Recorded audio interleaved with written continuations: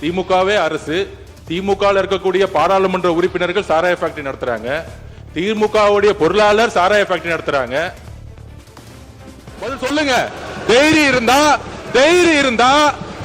இருந்தா லாட்டரி நிறுவனத்திலிருந்து 900 கோடி ரூபாய் திரு மு.க. ஸ்டாலின் அவர்கள் ஏன் வாங்கினார்கள்? தைரியம் இருந்தா சொல்லுங்க. தலைவர், மாண்புமிகு எதிர்க்கட்சி தலைவர் அவருடைய உரையில் ஒரு தவறான தகவலை கொடுத்தார்.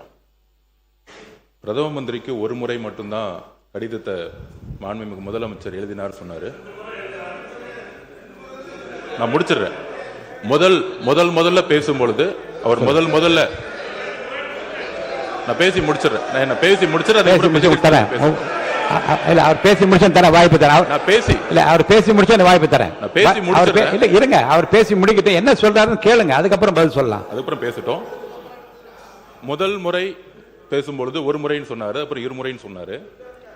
அதுக்கப்புறம் விவசாயிகளை சந்திக்கலன்னு சொன்னாரு. ஒரு தகவல், இன்றைக்கு மதியம் டெல்டா உடைய அனைத்து விவசாய சங்கத்திலே நீர்வளத்துறை அமைச்சராக இருக்கட்டும், பொதுப்பணித்துறை அமைச்சராகட்டும், மூத்த அமைச்சர்களை முதலில் சந்திக்க சொல்லி இன்று மதியம் 3:30 மணி அளவில் சந்திக்க ஒரு தகவலை கொடுக்கிறோம். ஒரு நிமிஷம். சந்திக்கிறதுக்கு போன வாரமே அதுக்கான இன்ஸ்ட்ரக்ஷன் கொடுத்துட்டாரு. Number 1 point. எதிர்க்கட்சி தலைவரை பார்த்து ஒரே ஒரு கேள்வி கேட்கிறேன், அதுக்கான விளக்கத்தை இங்க பதிவு செய்யணும்.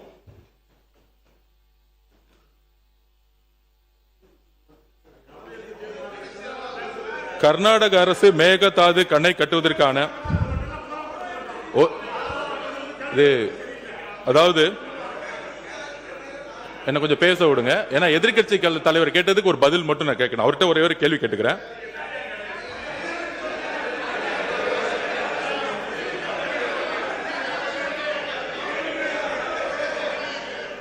திரு மு.க. ஸ்டாலின் அவர்களின் தலைமையில் நடைபெற்ற திமுக ஆட்சியில் கர்நாடக அரசு மேகதாது அணை கட்டுவதற்கான திட்ட அறிக்கையை கர்நாடக அரசு தயார் செய்த நிலையில் அதை எதிர்த்து உச்ச நீதிமன்றத்தில் தமிழ்நாடு அரசு மனு தாக்கல் செய்தது. அந்த மனுவை உச்ச நீதிமன்றம் 13/11/2025 அன்று தள்ளுபடி செய்தது. தமிழ்நாடு அரசின் மனுவை உச்ச நீதிமன்றம் தள்ளுபடி செய்ததை எதிர்த்து அன்றைய திமுக அரசு மீண்டும் உச்ச நீதிமன்றம் சீராய்வு மனுவை தாக்கல் செய்தது. அந்த சீராய்வு மனுவும் 15/4/2026 அன்று உச்ச நீதிமன்றத்தால் தள்ளுபடி செய்யப்பட்டது. அதையடுத்து மறு சீராய்வு மனுவை அன்றைய திமுக தலைமையிலான தமிழ்நாடு அரசு உச்ச நீதிமன்றத்தில் தாக்கல் செய்தது. தமிழக உரிமையை காக்கும் கடைசி வாய்ப்பாக இருந்த அந்த மனு மீதும் கவனமாக உரிய வாதங்களை வலுவாக முன்னாள் முதலமைச்சர் திரு மு.க. ஸ்டாலின் அவர்கள் தலைமையிலான திமுக அரசு எடுத்து வைக்கவில்லை. அதை எடுத்து உச்ச நீதிமன்ற தலைமை நீதிபதி அமர்வு மறு சீராய்வு மனுவை 25/4/2026 அன்று தள்ளுபடி செய்தது. 3 முறை தள்ளுபடி செய்ததுக்கான விளக்கத்தை மாண்புமிகு எதிர்க்கட்சி தலைவர் இங்கு விளக்க வேண்டும். இந்த உச்சநீதிமன்றத்தில் இந்த டிபிஆர் கேஸ தள்ளுபடி ஏன் சந்திச்சுன்னு அவங்களுடைய திமுக ஆட்சியில தான் இந்த மேகதாது விஷயமா உச்சநீதிமன்றத்தில் 3 முறையும் தள்ளுபடி செஞ்சாங்க. அது எதனால தள்ளுபடி செஞ்சு எதிர்க்கட்சி தலைவர்கள் சொல்லட்டும். நாங்கள் புதிய அரசை எங்களுடைய மாண்புமிகு முதலமைச்சர் வந்திருக்கோம். 3 முறை உச்ச நீதிமன்றத்தில் திமுக தலைமை அரசு மேகதாது அப்பீல்ல ஏன் தோத்தாங்கிறத எதிர்க்கட்சி தலைவர் சொல்லட்டும். பேரவைத் தலைவர் அவர்களே, நம்மளுடைய சட்டமன்ற உறுப்பினர் ஒரு தகவலை சொன்னார் ஆரம்பத்திலேயே. நீர்வளத்துறை பத்தியும் சொன்னாரு, பொதுப்பணித்துறை பத்தியும் சொன்னாரு. 5% கமிஷன் இருக்கு, நம்ம தகவல்லாம் சொல்றாரு. இந்த ஆட்சியில் உறுதியாக சொல்கிறோம், எங்களுடைய மாண்புமிகு முதலமைச்சர் ஒரே வார்த்தையை திருப்பி அமைச்சரவை கூட்டத்தில் சொல்லிட்டே இருக்கிறாரு. லஞ்சம் என்பது மிகப்பெரிய குற்றம்னு ஒவ்வொரு அமைச்சர்ட்டையும் சொல்லிட்டு இருக்காரு. அப்படி யாராச்சும் ஈடுபட்டால் இங்க இருக்கக்கூடிய ஒருத்தர் கூட அமைச்சராக இருக்க முடியாதுங்கிறத பதிவு பண்ணிட்டே இருக்கிறார். இதுவரையும் எந்த துறையிலையும் ₹1 கூட அமைச்சர் முதற்கொண்டு சட்டமன்ற உறுப்பினர் முதற்கொண்டு ₹1 கூட லஞ்சம் வாங்கவில்லை. பார்ட்டி ஃபண்ட் இன்னும் கலெக்ஷன் பண்ணப்படல, எம்எல்ஏ ஃபண்ட் இன்னும் கலெக்ஷன் பண்ணப்படல, அமைச்சர் ஃபண்ட் கலெக்ஷன் பண்ணப்படல. 60 வருஷ வரலாற்றை தூக்கி எறிஞ்சிருக்கிறார் முதல் முறையில். அதை இங்க பதிவு பண்றோம்.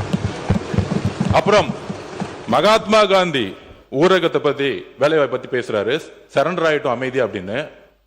இன்றைக்கு காலையிலிருந்து மேகதாது பிரச்சனையை ஜனநாயக பார்வையுடன் எதிர்க்கட்சி தலைவர் பேசினாரு, அனைத்து கட்சிகள் பேசணும். அதே மாதிரி மாண்பு முதலமைச்சர் விளக்கம் கொடுத்தார், நீர்வளத்துறை அமைச்சர், விவசாயத்துறை எல்லோரும் விளக்கம் கொடுத்தோம். அதற்கப்புறம் தமிழ்நாட்டில் முக்கிய பிரச்சனை ஒன்று இன்றைக்கு உருவாகி கொண்டிருக்கிறது. தமிழ்நாட்டுக்கு மட்டுமல்ல, தென் மாநிலங்களுக்கான பிரச்சனை. அதற்காக தான் நாளைக்கு மாண்புமிகு முதலமைச்சர் அனைத்து கட்சி எம்பிக்கள் கூட்டத்தை டீலிமிஷனுக்கு கூட்டியிருக்கார். எதிர்க்கட்சி தலைவரை பார்த்து ஒரு கேள்வி கேட்கிறோம். நாளைக்கு இந்த தென் மாநில பிரச்சனை, தமிழ்நாட்டுடைய பிரச்சனை, டீலிமிட்டேஷன் பத்தியுடைய பாராளுமன்ற உறுப்பினர், திமுகவுடைய பாராளுமன்ற உறுப்பினர் கலந்து கொள்ள போறாங்களா இல்லையா? Number 1 question. நான் கேட்டு முடிச்சிடுறேன், கேட்டு முடிச்சிடுறேன், கொஞ்சம் கேட்டு முடிச்சிடுறேன். அதுக்கப்புறம் எதிர்க்கட்சி தலைவர்கள் பேசட்டும், ஒன்னும் பிரச்சனை இல்ல. நான் பேசி முடிச்சிடுறேன். என்னுடைய கருத்துக்களை சொல்ல விடுங்க. ஜனநாயக பூர்வமா என்னுடைய கருத்துக்கள் சொல்லணுங்கிறது மாண்புமிகு எதிர்க்கட்சி தலைவர்கிட்ட கேட்டுக்கிறோம். மாண்புமிகு முதலமைச்சர் அவர்கள் தமிழ்நாட்டில் பாராளுமன்ற உறுப்பினர்களுடைய ப்ரொபோர்ஷனேட் காப்பாற்றப்படணும், தென் மாநிலங்கள் காப்பாற்றப்படணும் ஒரே குறிக்கோளுடன் பாராளுமன்ற கூப்பிட்டிருக்கார். அதுல ஒரு டெல்லியிலிருந்து வந்த தகவல் என்னன்னா, இது ஒரு தகவல், இதை எதிர்க்கட்சி தலைவர் சொல்லட்டும். வரக்கூடிய இல்ல நாங்க பேசிடுறோம். என்ன ஒரு தகவல், என்ன ஒரு தகவல்னா, வரக்கூடிய நாடாளுமன்ற சிறப்பு கூட்டத்தில்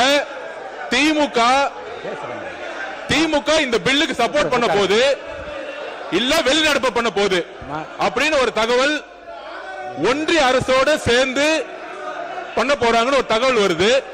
அதுக்கு எதிர்க்கட்சி தலைவர் திமுக ஆட்சியில் இருக்கும் பொழுது என்ன நிலைப்பாடு எடுத்தாங்களோ, தமிழக வாழ்முறைக்காக நடவடிக்கை எடுக்க போறாங்களா, எதிர்க்கட்சி தலைவர் சொல்லட்டும். மாண்புமிகு பொதுப்பணித்துறை அமைச்சர்.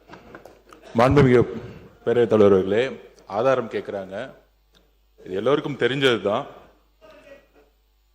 மது விலக்கு கொள்கைங்கிறது எங்களுடைய கொள்கை, போதையில்லா தமிழகம் எங்களுடைய கொள்கை. ஆட்சிக்கு வந்த பின்போ, ஆட்சிக்கு வருவதற்கு முன்போ, இங்க இருக்கக்கூடிய சட்டமன்ற உறுப்பினர்களும் சரி, இங்க இருக்கக்கூடிய அமைச்சர்களும் சரி, எந்த தொழில்களிலும் நாங்கள் ஈடுபட்டது கிடையாது. முக்கியமாக மதுவில். ஆட்சிக்கு வந்த பிறகு திமுகவுடைய ட்ரெஷரர் சாராய ஆலையை நடத்துகிறாரா இல்லையா? ஒரு கேள்வி. திமுகவுடைய பாராளுமன்ற உறுப்பினர் ஜெகத் ரட்சகன் சாராய ஆலையை நடத்துகிறாரா இல்லையா? அப்ப சாராய ஆலையை நடத்தி கொண்டு டாஸ்மாக் நிறுவனம் மூலம் ஆர்டர் வந்து யார் வாங்கினது? அப்ப இது பேர் தான் கான்ஃபிளிக்ட் ஆஃப் இன்ட்ரெஸ்ட். அரசே, திமுகவே அரசு, திமுக இருக்கக்கூடிய பாராளுமன்ற உறுப்பினர்கள் சாராய ஃபேக்டரி நடத்துறாங்க, திமுகவுடைய பொருளாளர் சாராய ஃபேக்டரி நடத்துறாங்க, திமுகவுடைய ஐடி மினிஸ்டர் இருக்கிறவர் சாராய மினிஸ்டர் நடத்துறாங்க. இதுக்கு மேல என்ன ஆதாரம் வேணும்? பேசுங்க. ஒரே ஒரு நிமிஷம். மாண்புமிகு உறுப்பினர் லாட்டரிங்கிறாங்க. உதயநிதி அவர்கள் சொல்லணும், ஏன் 900 கோடி ரூபாய் லாட்டரி நிறுவனம் வாங்கினாங்க திமுக? பதில் சொல்லட்டும். பதில் சொல்லுங்க. தைரியம் இருந்தா லாட்டரி நிறுவனம் 900 கோடி ரூபாய் திரு மு.க. ஸ்டாலின் அவர்கள் ஏன் வாங்கினார்கள்? தைரியம் இருந்தா சொல்லுங்க. அப்ப சொல்லுங்க. நான் எந்த தொழிலையும் இல்ல, எந்த நிறுவனம் நடத்தல. தைரியம் இருந்தா ஏன் நடத்துறாங்கன்னு சொல்லுங்க. அதுக்கப்புறம் பதில் சொல்லலாம். மாண்புமிகு எதிர்க்கட்சி தலைவர். மாண்புமிகு பேரவைத் தலைவர் அவர்களே, நம்முடைய அமைச்சர் அவர்கள் திமுக ஏன் லாட்டரி நடத்துகின்ற நிறுவனத்திடம் என்று